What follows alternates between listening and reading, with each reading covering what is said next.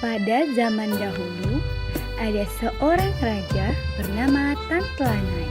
Kehidupan Tan Telanai sebagai raja sangatlah bahagia. Dan di bawah kepemimpinannya, rakyat hidup sejahtera dan dihormati oleh seluruh rakyatnya. Pada suatu hari, Tan Telanai duduk termenung di singgasananya. Hidupku saat ini belum sempurna. Aku mempunyai harta yang berlimpah, kekuasaan, tapi aku belum juga diberi keturunan. Padahal aku sudah lama menikah. Aku sangat ingin mempunyai anak. Pasti istana ini akan ramai apabila ada tangisan bayi, apalagi bayi laki-laki. Aku akan mengajarkannya bela diri, berburu, dan tentunya akan jadi pewaris tahtaku nantinya.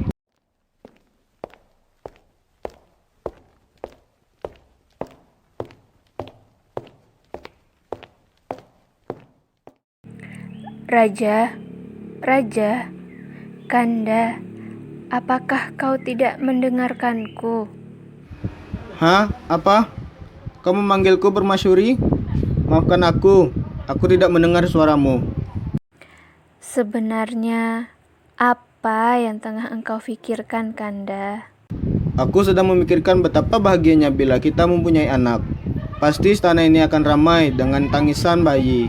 Aku sangat senang apabila ada anak kecil yang memanggilku dengan ucapan ayahanda.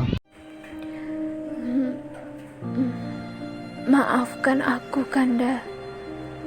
Aku sadar, sebagai istri, aku tidak berguna. Aku tidak bisa memberikanmu keturunan. Apa yang kau katakan ini, Dinda? Aku tidak pernah menyalahkanmu. Ini bukan salah engkau ataupun aku. Ini hanya masalah waktu. Aku yakin sebentar lagi pasti kita akan mempunyai anak. Percayalah kepadaku. Lebih baik kita berdoa kepada Tuhan agar kita bisa segera mempunyai anak. Terima kasih, Kanda. Engkau adalah suami yang baik, pengertian, dan selalu mensupport istri di dalam keadaan suka maupun duka.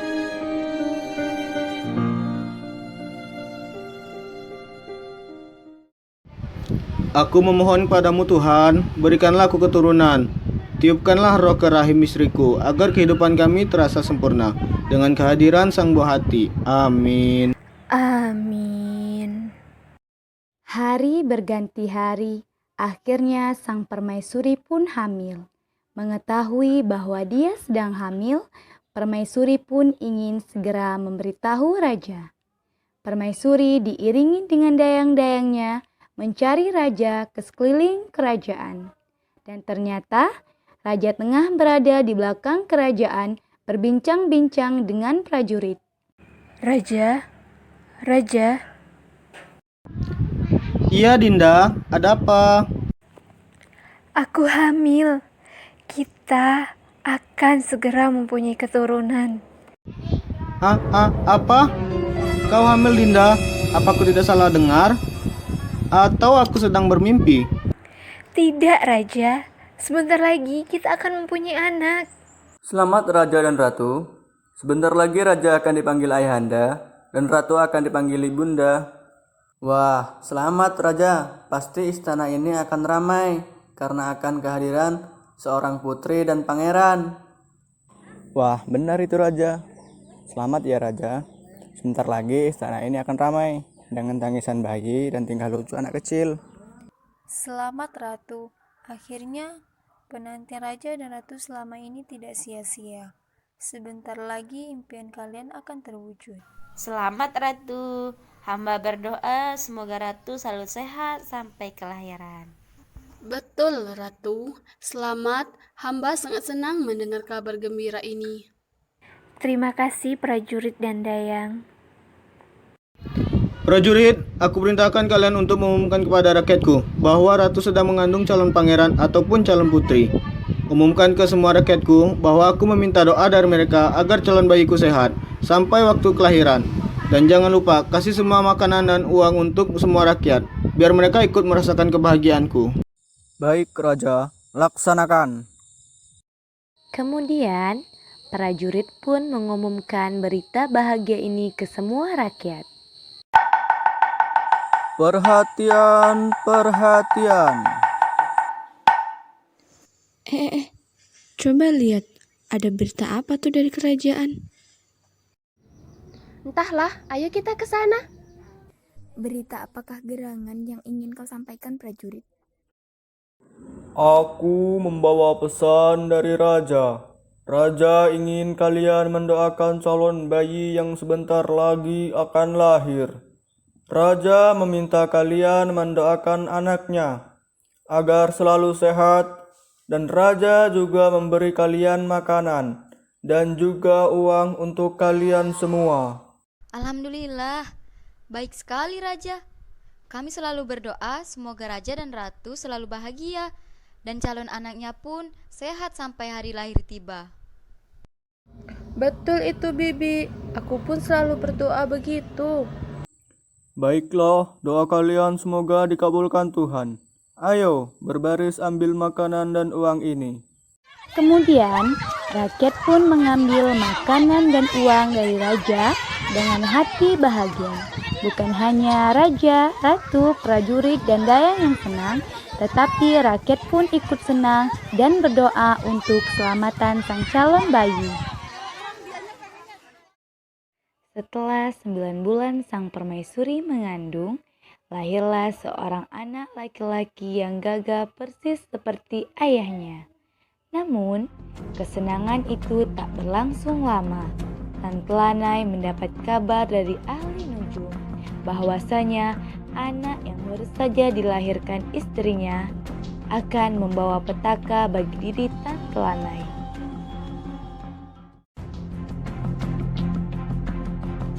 Anak Paduka ini kelak akan membunuh Paduka.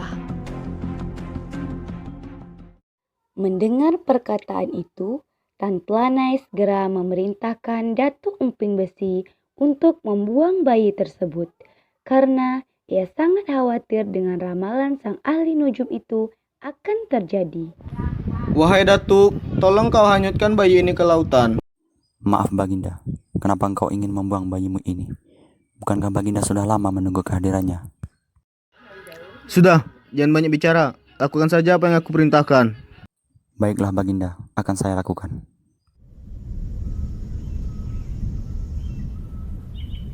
Datuk Emping Besi memasukkan bayi laki-laki itu ke dalam kotak kayu dan segera menghanyutkannya ke lautan lepas sesuai dengan perintah Tan Telanai. Kotak kayu berisi anak laki-laki itu terombang-ambing selama berhari-hari di lautan lepas. Hingga pada akhirnya sampailah kotak kayu itu terdampar di Laut Siam. Kebetulan di sana ada Ratu Siam yang sedang mencari ikan, dan tak sengaja ia melihat kotak kayu yang berisi anak laki-laki. Tanpa berlama-lama, ia pun segera memanggil beberapa prajurit untuk mengambil dan membuka kotak itu. Betapa terkejutnya sang ratu saat melihat isi dari kotak tersebut.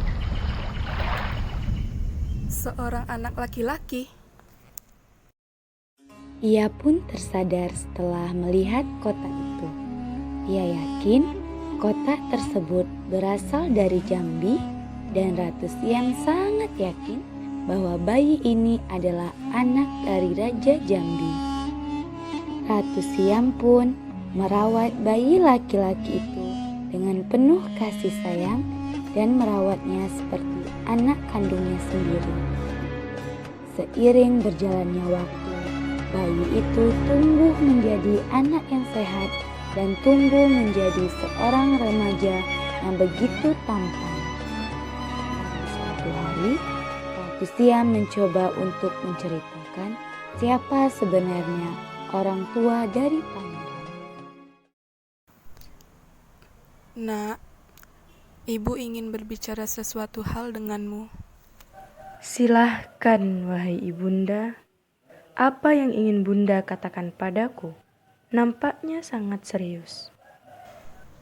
Begini anakku, sebenarnya kau bukanlah anak kandungku, tetapi kau adalah anak seorang raja, yaitu Raja Jambi. Lelucon apa yang kau katakan ini, Bunda? Anakku, Ibunda tidak sedang bercanda.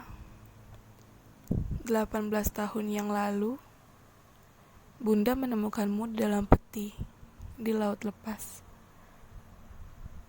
Dan Ibunda yakin kau adalah anak dari kerajaan Jambi. Mendengar itu, hati pangeran sangat hancur.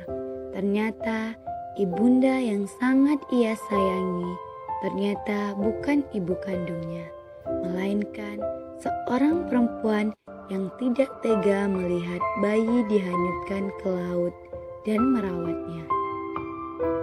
Mengapa? Mengapa orang tuaku tega membuangku, Ibunda? Apa salahku? Apa dosaku? Nak, bagaimanapun orang tuamu, Bunda minta kepadamu, jangan membencinya, karena kita tidak tahu apa alasan mereka membuangmu. Tidak, Ibunda. Dia tidak menginginkanku. Orang tua mana yang tega membuang anaknya ke laut? Aku bersumpah, aku akan membalaskan sakit hatiku kepada orang tuaku. Aku akan menghancurkan kerajaannya dan akan menghabisi nyawanya. Jangan, Pangeran. Jangan begitu, Nak. Maafkanlah kesalahan orang tuamu. Wahai prajuritku, aku perintahkan engkau untuk berlatih lebih giat lagi.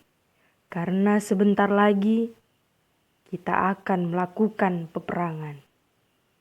Baik, Pangeran, laksanakan. Mendengar itu, Ratu Siam merasa khawatir dengan perbuatan pangeran. Tekadnya yang ingin membalaskan sakit hatinya kepada kedua orang tuanya ternyata bukan omongan belaka. Kemudian, Ratu Siam mengambil tindakan untuk mengirimkan surat kepada Tante Lanai. Prajurit, tolong antarkan surat ini ke kerajaan sekarang. Baik, laksanakan, Ratu. Tapi ingat, jangan sampai pangeran tahu kalau aku yang mengirimkan surat ini ke kerajaan. Baik, Ratu. Saya akan menjaga rahasia ini. Saya mohon izin pamit untuk mengantarkan surat ini, Ratu. Baiklah, prajurit. Hati-hati di jalan. Baik, Ratu. Surat dari Ratu Siam pun sampai ke kerajaan Jambi dan dibaca oleh Tante Lanai. Sudah setahun lamanya, pasukan Tante Lanai dan pasukan pangeran berlatih. Dan hari ini saatnya perperangan dimulai.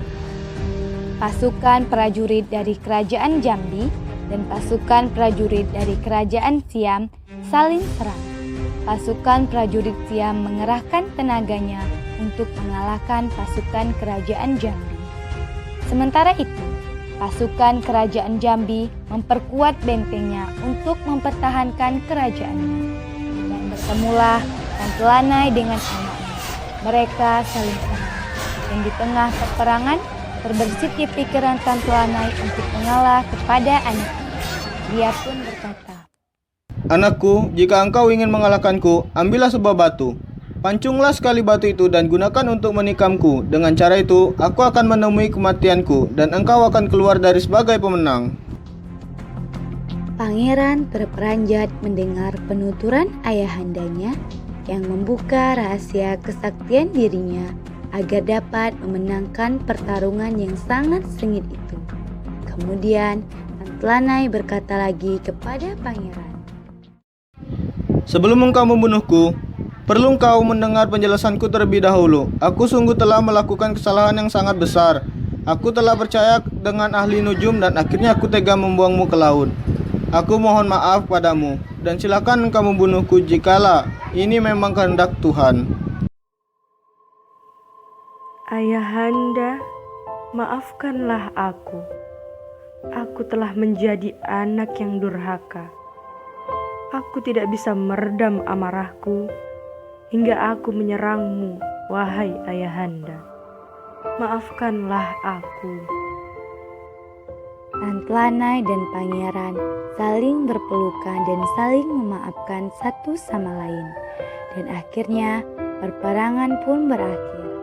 Kemudian pangeran mengajak Tan Telanai dan ibunya untuk tinggal di kerajaan Siam.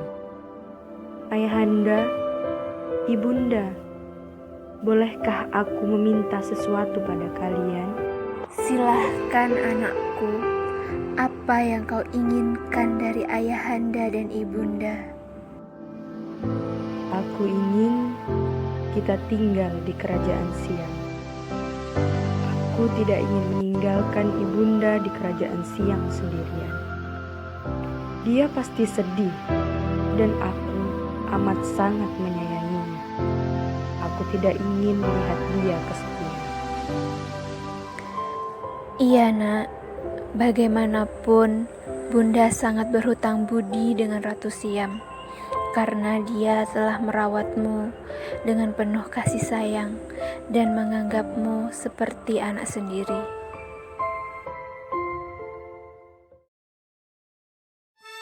Akhirnya pangeran, Tan Telanai dan Permaisuri pergi menuju Siam dan mereka hidup berbahagia dengan Ratu Siam. Bahkan pangeran diangkat menjadi raja di kerajaan Siam. Dan semenjak saat itu, orang-orang berpendapat jika Raja Jambi berasal dari Turki berawal dari Tan Telanai.